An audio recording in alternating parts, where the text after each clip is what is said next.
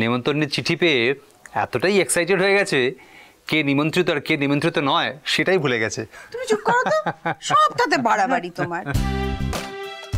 কি আশ্চর্য, আমি কি খেতে যাচ্ছি নাকি খেতে কেউ যায় না? আসলে এত শুনেছি ওদের কথা, তো অত বড় লোক, অত বড় লোকের বিয়েতে তো কখনো যায়নি বলো তো, নাকি দারুণ রমরমা ব্যাপার। হ্যাঁ আচ্ছা, ওদেরই কি একজন মিনিস্টার ছিলেন না? হ্যাঁ, অনেক আগে মন্ত্রী ছিলেন। হ্যাঁ, আমরা তখন অনেক ছোট, বুঝলে, যখন আমাদের বাড়িতে আসতো বাড়ির সামনে একেবারে গাড়ির লাইন লেগে যেত। আর তখন তো আমাদের পাড়ায় অত গাড়ি টাড়ি ছিল না, পাড়া সবাই এসে উঁকি ঝুঁকি মারতো, আর আমরা পুরো কলার তুলে পাড়ায় ঘুরে বেড়াতাম। আর তাছাড়া কি সুন্দর দেখতে ছিল, মনে আছে? হ্যাঁ বাবা, ছেলে মেয়ে বউ, রূপের বংশ একেবারে। সবাই মিলে এসে যখন দাঁড়াতো না, মনে হতো আলো ঠিকরে বেরোচ্ছে, জানো। এই মাসিমার আমি কয়েক বছরের এদিক ওদিক ছিলাম। মাসিমার ডাকনাম ছিল ফুল, কিন্তু সে যে কি করে ফুলদি মাসি হয়ে গেল কবে আমার আর মনে পড়ে না।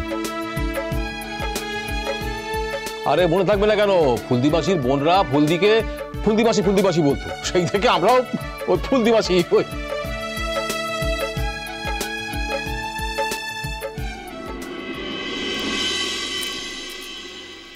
জেঠুমনি আসছি। ও ভাইয়া, ভাইয়া দাঁড়াও দাঁড়াও, খুব জরুরি একটা কথা আছে তোমার সঙ্গে। আগে বলো, কথাটা রাখবে? কথাটা না শুনে কি করে বলি বলো তো, রাখতে পারবো কিনা? আগে বলো কথাটা কি।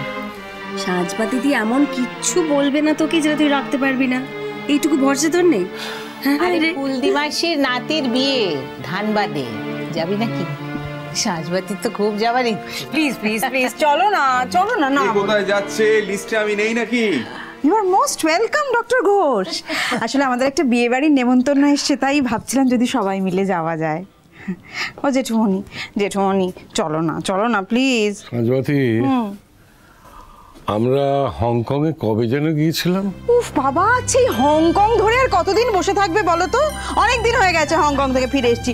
ও মেজমনি, মেজমনি একটু বলো না, দেখো তুমি ঝোঁক তুললে কিন্তু হবে। হ্যাঁ সবাই রাজি যাবে। চলো না, চলো না মেজমনি, চলো না। আমি তো যেতেই পারি, আমার কিসের অসুবিধে? আগে অসুবিধে ছিল, আগে ভাবনা ছিল, বাড়িতে বড় মেয়েটা আছে তো, খালি মনে হতো ওকে একা রেখে বেরোবো কি করে।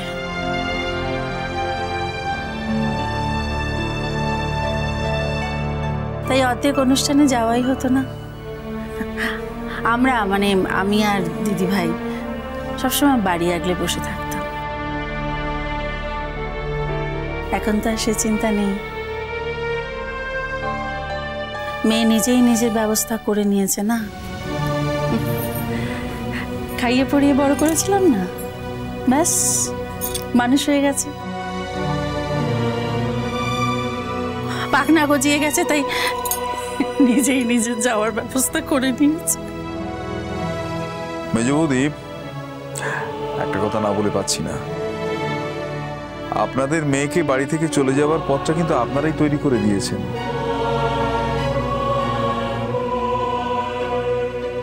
বেশ যত্ন করে আদর করে না, ধরুন আজও এখানে গেছে তাই, কিন্তু অন্য জায়গায় যদি বিয়ে হতো তাহলে তো আপনাদের মেয়ে বাড়ি থেকে চলেই যেত।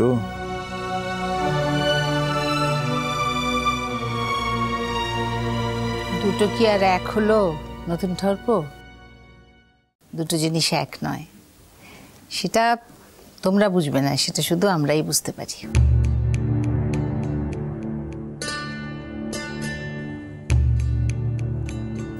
প্লিজ, আমার রিকোয়েস্ট, আমাকে এভাবে আলাদা করে পর করে দেবেন না বড় বৌদি। আমি আপনাদের ব্যথাটা বুঝি। আমি কিন্তু সবাইকে একটা রিকোয়েস্ট করেছিলাম, যাতে এই বিষয়টা নিয়ে বাড়িতে আর কোনো কথা না ওঠে।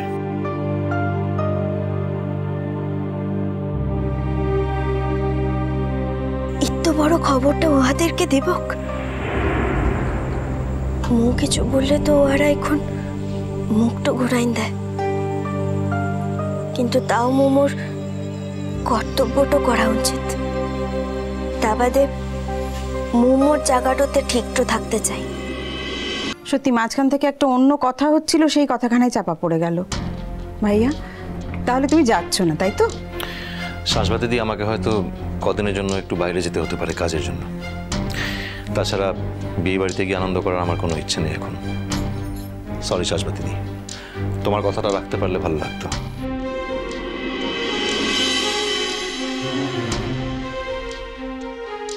কি গো বাবা,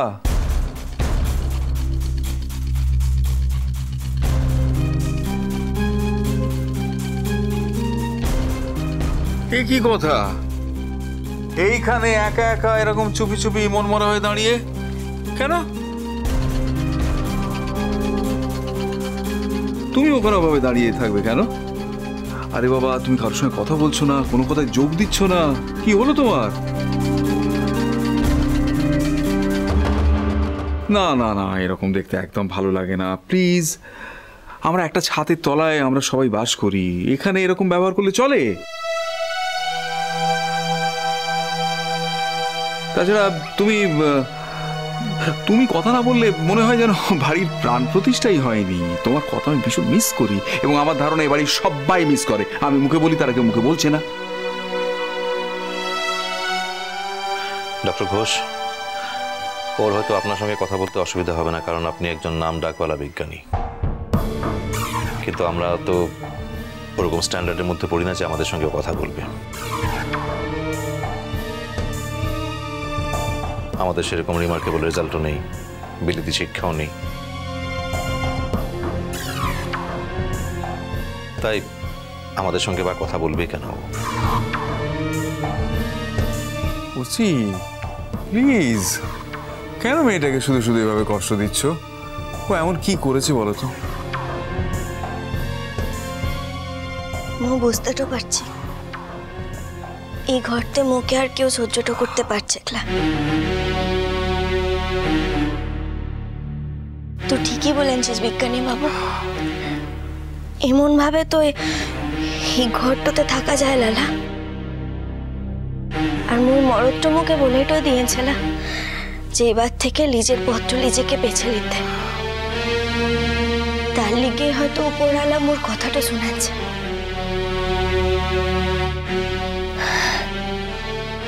বড় বাবু, মো একটু চাকরি পেয়েছি। মো তো চাকরিটার লিগে পরীক্ষাটা দিয়েছিলাম, তার ফলটা বেড়েছে। চাকরিটা পেয়েছি সেটা বলবো না, লেখা পরীক্ষাটাতে মো পাসটা করে যাচ্ছি। এখন মৌখিক পরীক্ষার লিখে চিঠিটা পাঠাইছে। কি পরীক্ষা? কিসের চাকরি? Administrative service.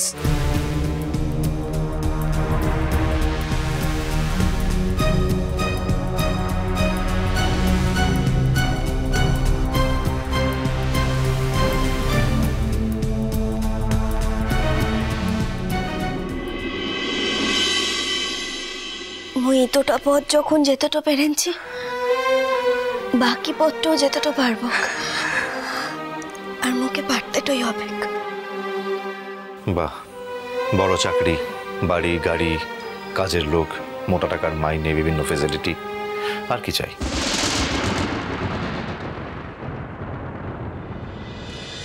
মিষ্টি কুটুম, মিষ্টি কুটুম, মিষ্টি কুটুম।